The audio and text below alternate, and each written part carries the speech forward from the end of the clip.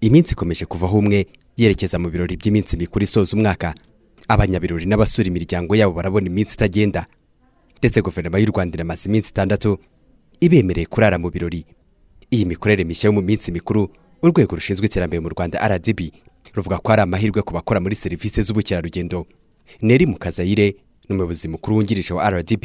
Tugomba gukomeza kuzirikana buri gihe ko tugomba kwakira abatugana na yombi bivuga ko dutanga serivisi cyangwa se umurimo dukora tugomba kuwukora unoze.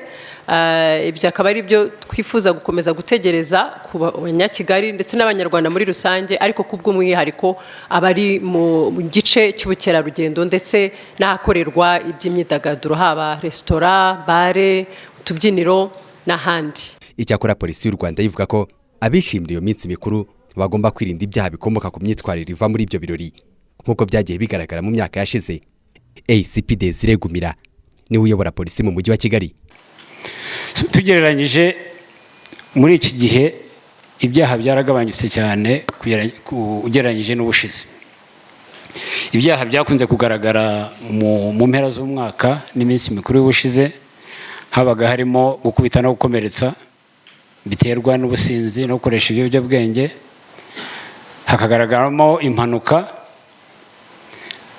nazo ziterwa n'ubusinzi cyangwa no gutwara ibinyabiziga tutabifitiye uruhushya tutanazi kubitwara. Haje kugaragamo cyane ibiyobyabwenge, kubicuruza no kubikoresha.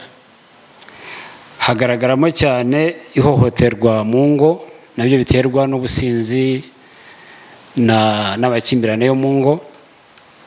Hagaragaramo urusaku, tugasakuriza abaturanyi, twajya kunezerwa tukiyongera ko hari abandi bashaka kuruhuka.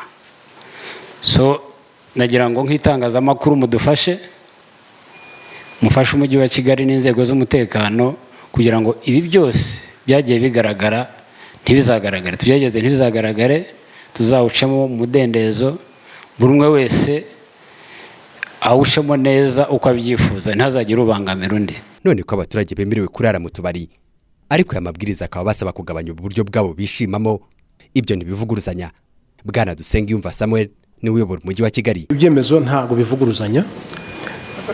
bivuguruzanya kubera ko mu by'ukuri uretse no mu gihe cy'iminsi mikuru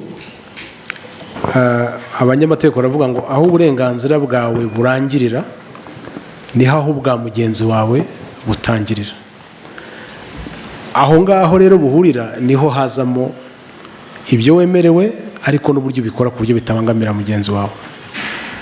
Ngira ngo mujya munabiripotingaho, umuturage akaba yibereye mu rugo iwe afite umwana muto ukeneye gusinzira, ukeneye kuruhuka muto, umuturanyi we akaba afite wenda nk'ibirori yacyuje byaba iby'ubukwe cyangwa ibindi. Aho hantu abo bantu bombi haba hateganyijwe ko hari umuntu ugomba kugira uko asobanukirwa icyo akwiye gukora. Ngira ngo umuyobozi wa polisi ku rwego rw'umujyi wa Kigali yabisobanuye, ibyemeye gukorwa bifite uko bisobanutse neza, hari aho byemerewe gukorerwa. Niba ari ibirori bihuza abantu benshi biza kuvamo ko harabamo ibintu bizana urusaku, bikwiye kuba ahantu ngo rusaku rutari burengere ngo rujyemo aho abandi bantu batuye. Niba ubikoreye rero aho hatuye abandi bantu, icyo gihe ugomba kuba ufite uburyo washyizeho butuma bitabarengera. Uyu mujyi wa Kigali kandi urasaba abaturage bawo kutarenza urugero rw'ibisindisha bazakoresha muri iyo minsi mikuru, ndetse ngo bagomba no kuzirikana ko guha abana inzoga bitemewe. David Zabonimpa, TV 10.